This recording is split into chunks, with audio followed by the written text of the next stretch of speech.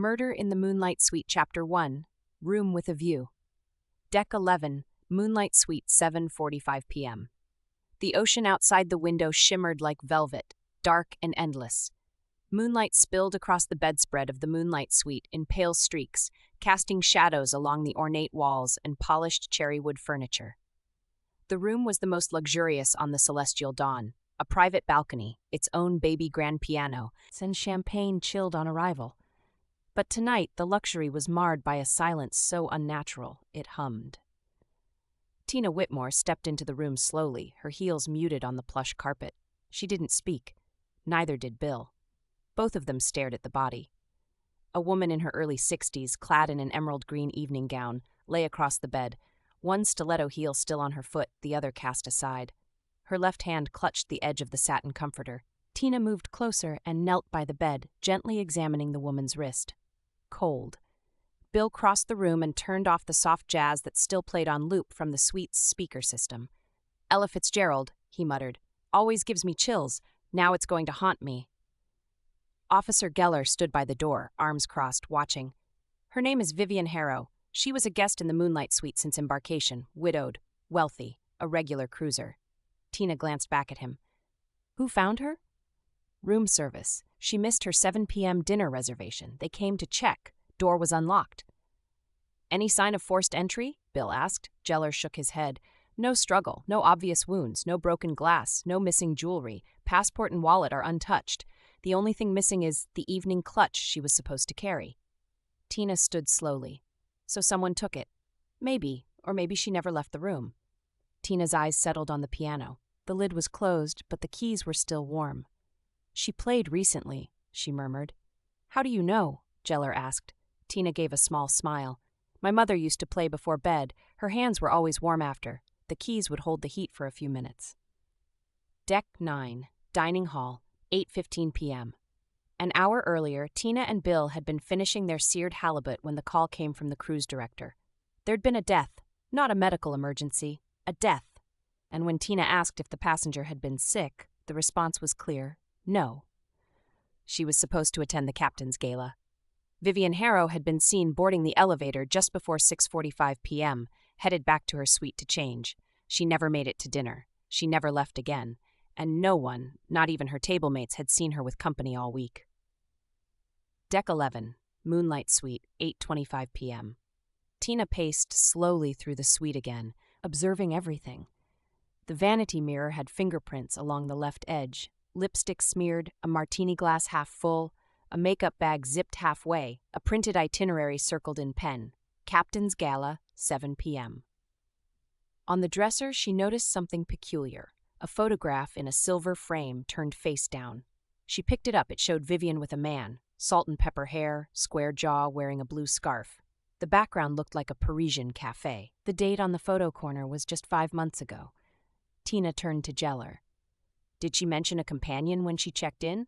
He flipped through his notepad. "Not that I see. She was traveling alone. Cruise manifest confirms that." Tina narrowed her eyes. "He's not on the manifest, but I'd bet anything he's on this ship." Deck 6, Lounge Bar, 9:05 p.m. The lounge had emptied out for the gala, leaving behind just a few stragglers and 2 elderly men playing chess. Bill found a quiet booth, while Tina reviewed the passenger manifest with Geller on her tablet. A name popped out. Gregory Temple, age 64, booked just 3 days before departure, paid in cash through a third-party travel agent, staying in a standard inside cabin, very unusual for a man wearing a Cartier watch in his ID photo. Tina frowned. "You don't book the cheapest room on a luxury liner if you're carrying French cologne and a $10,000 watch." Geller raised a brow. "What are you thinking?" "I'm thinking he didn't want to be found, which means he was here for one reason: Vivian." Deck 11, Moonlight Suite, balcony, 10:30 p.m. Tina returned to the suite alone while Bill visited the front desk for extra logs. She stepped onto the balcony where moonlight poured over the railing and cast long shadows across the floor. She closed her eyes, listening, and then from the breeze, a sound. Soft, metallic. She looked down and spotted something beneath the balcony chair. A brooch, gold, with a single missing gemstone. The pin on the back was bent as if it yanked or dropped in a hurry. She picked it up, heart racing. It had initials, G.T. Gregory Temple, the man on the ship who wasn't supposed to be there, the man in the photo. Chapter 2. The Man with No Cabin Deck 4, Passenger Services Office, 7:15 a.m. next morning. The morning light over the sea shimmered cold and silver, but Tina's mind was already 3 steps ahead, dancing through shadows and secrets. She and Bill sat across from the passenger services manager, a nervous young man named Felix who looked like he'd rather be anywhere else. "I told you," Felix said, adjusting his collar. "Gregory Temple checked in late. He was on standby, took a last-minute cancellation, standard inside cabin, quiet, respectful, nothing flagged." Tina tapped her pen against the manifest. "Do you have a photo from his embarkation?" Felix nodded and pulled it up. There he was, the same man in the framed photo from Vivian Harrow's suite. But here, Gregory Temple wasn't smiling. His jaw was set, his eyes distant. He wore the same navy scarf and a black peacoat. Alone, Bill leaned in. "Do you have records of him using his keycard?" Felix blinked. "Keycard?" Tina narrowed her eyes. "He's been here for 3 days. You're telling me he hasn't swiped into a single room?" Felix paled. "No," he said. "No entries. Not once." Deck 8, security room, 8:20 a.m. "I knew something was off," Officer Geller muttered, pulling up the hallway surveillance footage. "If this guy has a cabin, he's not using it. Let's see where he's been sleeping." The screen blinked to life. It showed Gregory Temple, always alone, slipping through crew stairwells, sitting on benches in the solarium at midnight, pacing the upper deck before dawn. Never in the same spot twice. "He's not living," Tina whispered. "He's hiding." "Could be stalking her," Bill said grimly. Tina stared at the screen. "Or waiting." Deck 9, Café Solana, 9:05 a.m. Tina stirred her tea absently while Bill devoured a breakfast sandwich. "You're not eating," he said gently. "I'm thinking." "Want to think and eat at the same time? You're no good to the dead if you join them." She cracked a small smile, but her eyes were distant. "I keep asking myself," she murmured, "why Vivian would turn the photo face down. It was hidden, not tossed. She didn't smash it. She couldn't bring herself to destroy it, but she couldn't look at it either." Bill leaned in. Regret or fear? She pulled out her tablet and zoomed in on Gregory's face again. Something about his expression nagged at her. Not anger, not passion, restraint. She tapped her screen. He was here for something unfinished. Deck 5, observation deck, 11:15 a.m. They found Gregory Temple seated alone on a bench near the forward rail, a paperback novel in hand, unread. His scarf fluttered faintly in the breeze. He didn't look surprised when Tina approached. "Mrs. Whitmore," he said evenly. "I was wondering when you'd find me." Tina sat beside him. "You're not staying in your cabin." He gave a sad smile. "No, I'm not." "You were seen outside the Moonlight Suite last night, just before 7. He nodded. "I was going to speak to her, one last time." Tina studied his face. "What were you going to say? That I forgave her?" Deck 11, security interview room, 12:45 p.m. Gregory's confession wasn't violent. It was soft, heartbreaking. "She left me," he said, 5 months ago. Said she needed freedom. Said the ocean made her feel alive again. But she didn't just leave. She disappeared. Cut all ties. I hired someone to find her. When I learned she was cruising, I booked a room. I just wanted closure." Bill frowned. "Why the fake name? Why not talk to her openly?" Gregory shook his head. "Because I didn't trust myself. Not to beg, not to rage. I loved her, even after everything. But when I saw her come back to that suite, when I saw the light go out, I knew. I was too late." Tina asked gently, "Did you kill her?" "No," Gregory whispered. "I just missed my chance."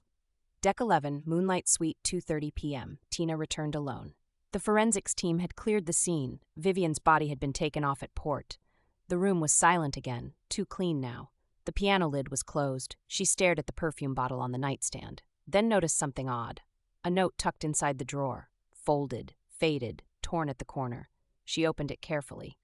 "Gregory, I don't know how to face you. I'm not who I was. I'm tired. This ship is the only place I can still feel weightless. Maybe you'll find me here. But maybe I'm not meant to be found." Tina stared at the letter. A woman running, a man grieving, and a missing clutch purse that hadn't turned up anywhere. Which meant one thing. Someone else had been in the room. Bill entered quietly, holding a tablet. Chapter 3. The Clutch That Vanished. Deck 11, Moonlight Suite, 3 p.m. Tina stood motionless in the middle of the suite, staring at the open nightstand drawer where the note had been hidden. The room was too quiet now, like the moment after a storm when everything felt too still. The folded letter from Vivian to Gregory sat on the bed beside her. Bill entered quietly, holding a tablet. "Still no sign of the clutch?" he asked. She shook her head. "Not in the lost and found. Not in the trash chute. It's just gone." Bill frowned and set the tablet down. "She didn't leave the suite, we know that, so if the clutch is missing, someone took it." Tina picked up the note again. She expected him to find her, but not that night, not that way. She was preparing herself for a confrontation, not an end. Bill leaned against the dresser. "You think someone interrupted her?" "I think someone was already here." Deck 6, Housekeeping Services Office, 3:45 p.m. The housekeeping manager was a tall, no-nonsense woman named Irene with a clipboard and reading glasses. Vivian Harrow always requested the same steward, Annalisa, house the vanity cabin attendant for Deck 11. Tina nodded. "Can we speak with her?" Irene hesitated. "She's not on shift today." "Why? She called in sick this morning." Bill and Tina exchanged a glance. Irene checked the logs, but she was definitely working last night. In fact, she scanned her sheet. She marked Vivian's suite as serviced at 6:30 p.m., Tina blinked. 15 minutes before Vivian's death. Deck 3, Staff Cabin, 3:12, 4:30 p.m. Annalisa sat curled in her bunk, knees to chest, eyes puffy. She looked up as Tina entered, flanked by Jeller and a nurse from the medical bay. "I didn't hurt her," she whispered. Tina knelt beside her. "But you saw something." Annalisa wiped her face. "She was crying. I brought her towels and she asked me to leave them at the door. But when I opened it, she didn't notice me. She was holding a little clutch. She looked scared, talking to someone on the phone."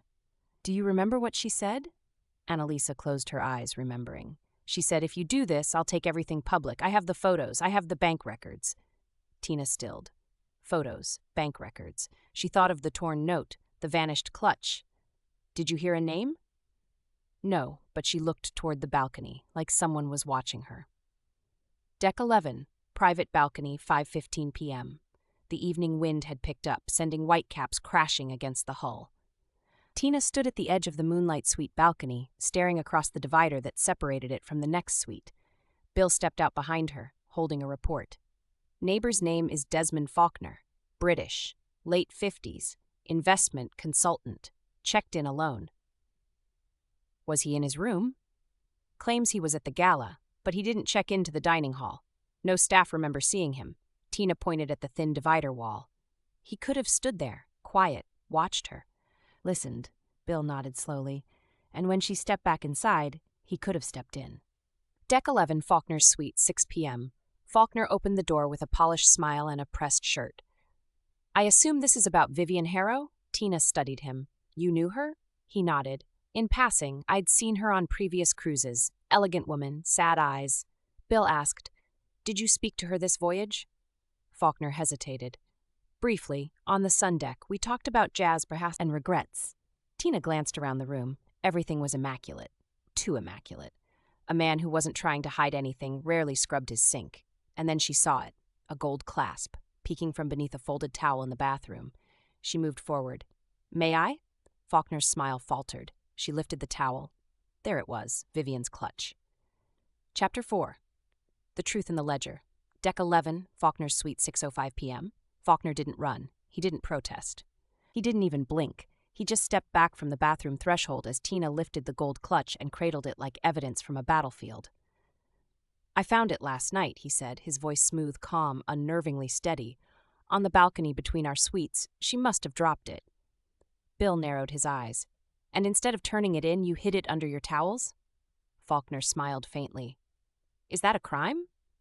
Tina opened the clutch carefully. Inside, a lipstick, tissues, a hotel key card, and folded neatly between the lining, 2 photographs and a miniature leather-bound notebook. She withdrew the notebook and flipped it open. Bank transfers, names, dates, wire codes, several to accounts in the Cayman Islands. One name stood out, Desmond Faulkner. She turned to him. "She had something on you." Faulkner's mouth curved upward just slightly. "She had something on everyone." Deck 12, Security Office, 6:30 p.m. The photographs told a story clearer than any interrogation. Vivian Harrow had been a whistleblower. The images captured candid meetings, Desmond Faulkner shaking hands with what appeared to be a known Shell Corporation investor, dates aligned with transfers to offshore accounts. Geller leaned back in his chair, whistling low. Looks like she was building a portfolio. Quietly. Thoroughly. She wasn't just cruising. She was gathering ammo. Tina nodded. I think she gave Gregory the photo in her suite 5 months ago, then left him to protect him.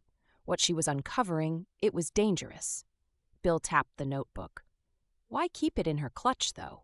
Why not a safe? Tina looked down at the small, worn cover. Because she never planned to check it in. She wanted to keep it close, just in case. Geller asked, So what do we do with Faulkner? Tina stared at the surveillance footage.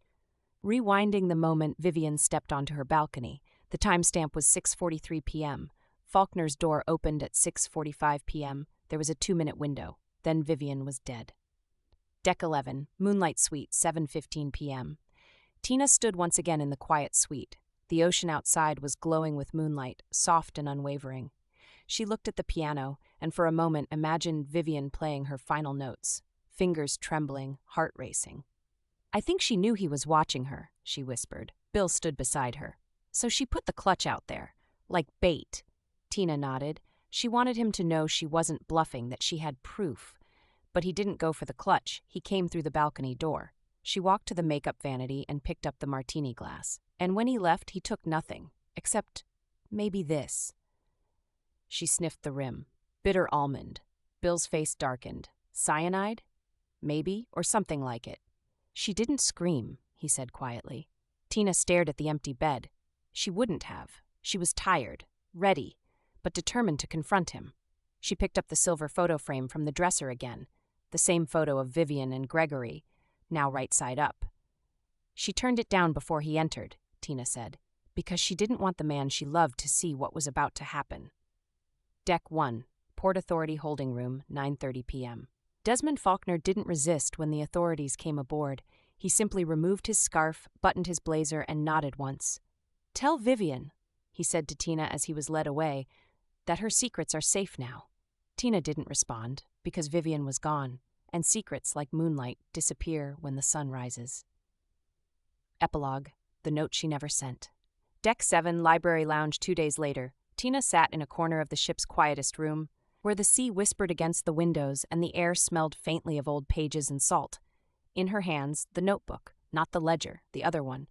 The housekeeping staff found it between the mattresses. A second notebook, bound in navy leather with a monogram stamped faintly in the corner, VH. A journal. Every page a confession, some scribbled in haste, others written in careful, looping cursive. Names, places, emotions, regret, resilience. But the last page held something different. A letter. To Gregory, if you find this, it means I'm gone. Not because I wanted to disappear, but because I needed to finish something. I didn't leave you. I left the lies. I never stopped loving you, even in the quietest moments. If I don't come back, promise me one thing. Don't remember me for how I left.